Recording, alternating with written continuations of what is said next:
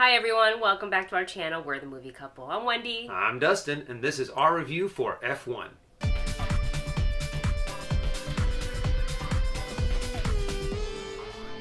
In the 90s, Sonny Hayes was Formula One's most promising driver until an accident on the track nearly ended his career. 30 years later, the owner of a struggling Formula One team convinces Sonny to return to racing and become the best in the world.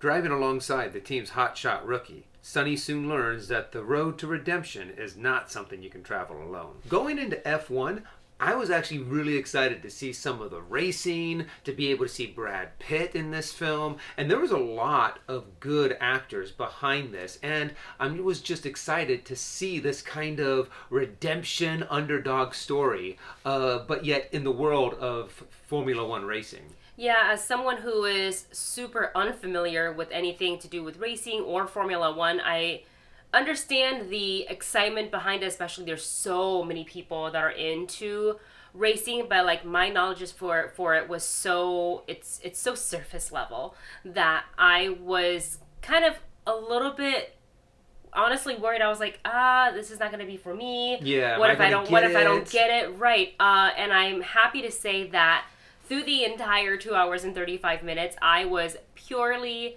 entertained. I'm not going to sit here and say, oh, I can't wait to go to like an F1 thing or a racing thing, but I get the hype and I get the excitement. And I think one of the coolest thing about this movie, aside from the cinematography and the sound design, the soundtracks, and all of that, is to learn to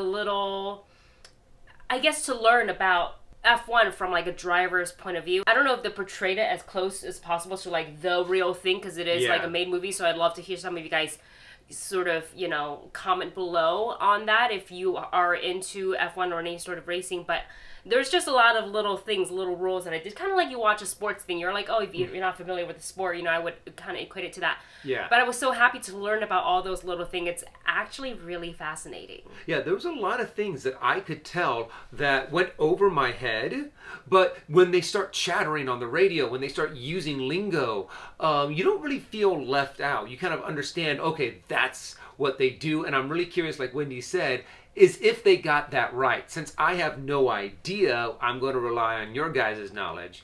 But it really didn't take anything away from the joy of watching this movie, because you felt the intensity. You felt they did an amazing job on just making you go like really like you were in the back seat of one of these cars. I'm sure if anyone here has actually been in something like that, going that fast, it's a completely different experience than what we experienced in the theaters. But it made people who's never been there feel like they were actually in the driver's seat of these cars. They did some amazing shots, some amazing moments on these races. And outside of the races, you cared about these characters. You cared about their development. You were interested as they slowly kind of revealed Brad Pitt's history, on how this was going to turn out, how this was going to end up. And I have to admit, like Wendy said, I was thoroughly enjoyed throughout the entire movie. Even though I do have to admit, for me, I kind of did feel that 2 hours and 35 minutes. There was a part that I was like, I have to pee. Do I have time to go up and get you? No, I don't want to go. You don't want to miss the action. I don't want to miss the action. Yeah, this film will kind of grip you and keep you on the edge of your seat, because if you worry about walking out, you're going to miss some of these, conversations that these characters are having. Because I think what's so cool is and it's almost like Tales Old as Time, where you're pitting an old timer against a hotshot rookie, and they both have a bit of an ego. Who's going to, I guess, like, be willing to teamwork first? Right? Yeah. So I guess to step down and be like, all right, fine, we'll try it your way. And it took a bit for the two of them to gel, and I loved seeing that, because you can understand where both are coming from.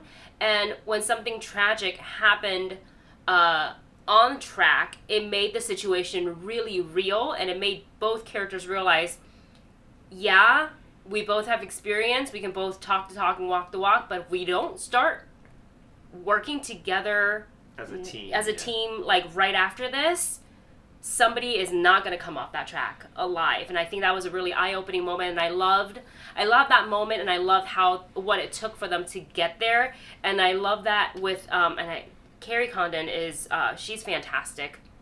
And I love seeing her in this where she's playing kind of the engineering mind behind a lot of the science and the technology behind the car itself, but also someone that kind of held the two drivers. She was like the conduit, the bridge to the drivers, where she was able to speak both of their language to kind of say, hey, all right, guys, you guys got to chill out and throw away the egos if we both want to win, and the end goal is for the both of us for everybody to win. Yeah, having these two hotheads, it was really important to have her character in there. Yeah. And I think they did an amazing job on weaving all of these stories together, even though there was a point to where as soon as they kind of introduced Brad Pitt's character and, what was her name? Carrie Condon? Carrie Condon's character. You're immediately going, oh, that's the romantic interest that's going to happen. Well, you saw it in the trailer too. True. So I think but the way they developed it was kind of cute. Even though there were some moments that I feel like might have been a little predictable, there were the majority of the story kept you on the edge of your seat and really going, how is this going to work out? Yeah, I really enjoyed the performances from literally every single person that was on screen.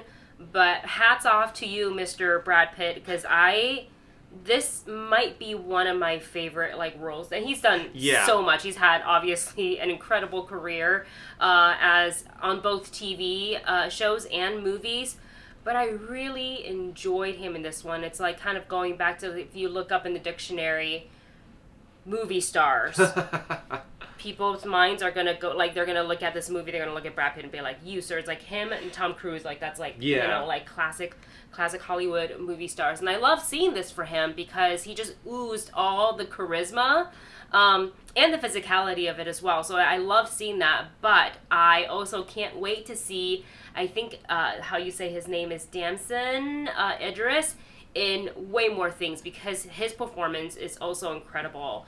And I loved him, and I almost just blurted out a spoiler, so I had to stop myself. But yeah, this was a lot of fun. I had a really good time watching it. We watched it in IMAX, and I would say, yeah, if you want to watch it in an IMAX or a Dolby, that is the way to go. The sound is delicious in your ears. It did, at one point, I felt like it fell into a little bit of the monologues or the dialogues was just a little bit lower than the sound effects and the music, but it wasn't throughout the whole movie. I remember having issues with that with Tenet. Yeah, it was during the races. And Oppenheimer. To where there was a lot of moments where I was like, what'd they say? What's going on? I couldn't hear more of the that was going on. And speaking about seeing it in IMAX, I believe it's called Screen X, where it has the screens on the side.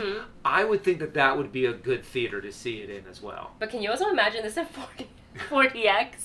Oh my God. This could be a fun one in 40X. In all disclosure, I'm not a big fan of 4DX. I feel like this would be either it would be really cool because, but 40X tends to have and you'd be you're sitting there trying to eat your popcorn and it's flying all over the place. Yeah. What was distracting about 4DX when we saw it was that the seats would move too much during a regular dialogue. When I was like, there should be, you can sway, but there shouldn't be any movement. Save the movements for the big stuff. But I didn't know the chairs were going to go the whole time. But yeah, it could be an adventure to see it in 4DX. Nonetheless, you can tell that we enjoyed this movie, so let's go ahead and give you our rating for F1. The movie couple rating system is listed for you in the video description below. Like I said, I enjoyed all the trailers, the marketing, when I saw who was involved, from cast to director to composer for the music, Hans Zimmer, iconic. I was like, okay, I am seated. I'm sat. And this is a feel-good, super entertaining, supercharged movie. You will regret it if you don't see this on a large screen like an IMAX or a Dolby or whatever else they have that's equivalent to that. So I'm going to give this a check it out. Me too. This movie was great, and you definitely need to see it on a big screen. It is just worth the sound, the vision, the visuals, the feeling it in your chest, the emotions, the great acting. I'm going to give it a check it out as well. And there you have it. That is our thoughts on F1. Let us know your thoughts on the movie in the comment section. Once you've seen it, comment below. Let us know. I'm very curious as to how they portrayed all the specifics about how a driver would be. Like, so, I feel like there was a lot of things that Sonny Hayes was doing. I was like, this can't be legal. Right? So yes. yeah, you guys let us know. Big Formula One fan racers out there who know all of this stuff, let us know in the comments section down below. Thanks for watching. We'll see you in the next review.